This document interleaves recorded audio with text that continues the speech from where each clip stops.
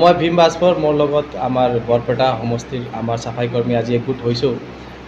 অসমত প্ৰত্যেক ঠাইত আমি গৈছোঁ 4 বছৰৰ পৰা কণ্টিনিউছ প্ৰটেষ্ট কৰি আছোঁ, কিন্তু এতিয়া পৰ্যন্ত অসম চৰকাৰ আমাৰ যি দাবীবিলাক আছিল পূৰণ কৰা নাই। আগতেও যি কংগ্ৰেছ চৰকাৰ আছিল এইটোও পূৰণ কৰা নাই, এতিয়াও যি বৰ্তমান চৰকাৰ আছে এইটোও পূৰণ কৰা নাই।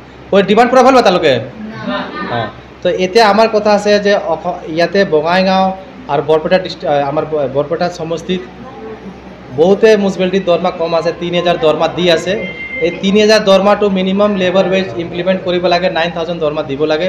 যিহেতু আগৰ পৰা পাৰ্মানেণ্ট ৰেগুলাইজ কৰাৰ কাৰণে কথা চলি আছে অসমত, এতিয়াও ৰেগুলাইজ মিউনিচিপালিটিত কৰা নাই, এইটো ৰেগুলাইজ হ'ব লাগে।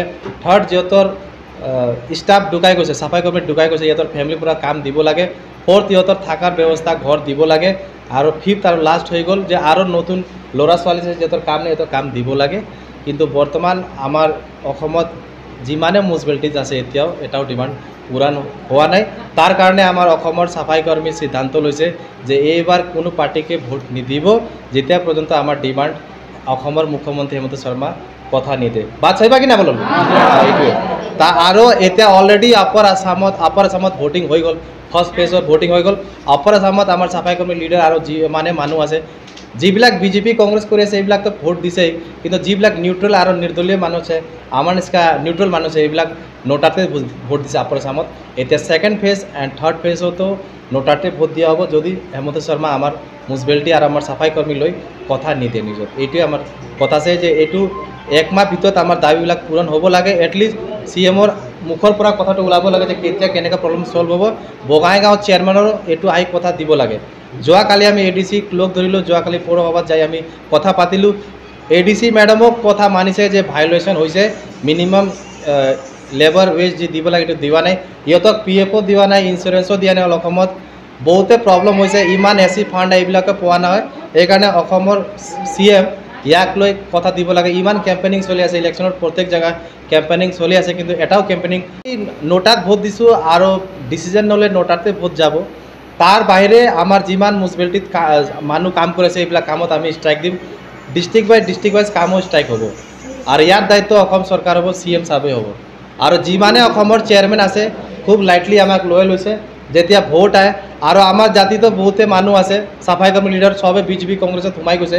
ইয়াতক লৈ চৰকাৰ ভাবি আছে যে চবে চাফাই কৰ্মী আমাৰ আণ্ডাৰত আহি গৈছে, কিন্তু এনেকুৱা অহা নাই।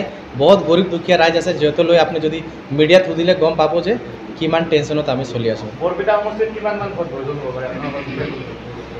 আমাৰ বৰপেটা সমষ্টিতো বহুত ডাঙৰ আছে, তাতে মিনিমাম আমাৰ 10,000 ভোট বৰ্জন হ'ব।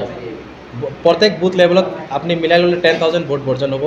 আৰু ছেকেণ্ড থাৰ্ড ফেজত যদি আপুনি গ'লে মিনিমাম 1 লাখ ভোট বৰ্জন হ'ব। আৰু ভোট বৰ্জনটো আমি এতিয়া কোৱা নাই ভোট বৰ্জন হ'ব, যদি CM চাব ক্লিয়াৰিফিকেশ্যন দি দিয়ে আগতে মিডিয়াত তেনেহ'লে ঠিক আছে, নহ'লে ভোট বৰ্জন হ'ব। হয় কি না আপোনালোকে ডিমাণ্ড পূৰা হৈ কি চাই কিনা? আমি কিমান দিন ইমান কম দৰমহাত ল'ম? 3000 দৰমহা পাৱাৰ পাছতো যদি কোনোবা বেলেগ জাতি মানুহ কোনো CM নেতাৰ যদি চেয়াৰমেন কয় যে আমাৰ ল'ৰা ছোৱালীক ডক্টৰ ইঞ্জিনিয়াৰ বনাব লাগে, তো আমাৰ লগত ইমান পইচা নাই, আমি ক'ত ডক্টৰ হ'ম? আমিতো এই যে পিলপিলি ই-ৰিক্সা ভাড়াটোৱে আমি দিব নোৱাৰোঁ, টিফিন দিব নোৱাৰোঁ এই 3000ত, তো কেনেকৈ হ'ব? তা ভোট দেব লগিন না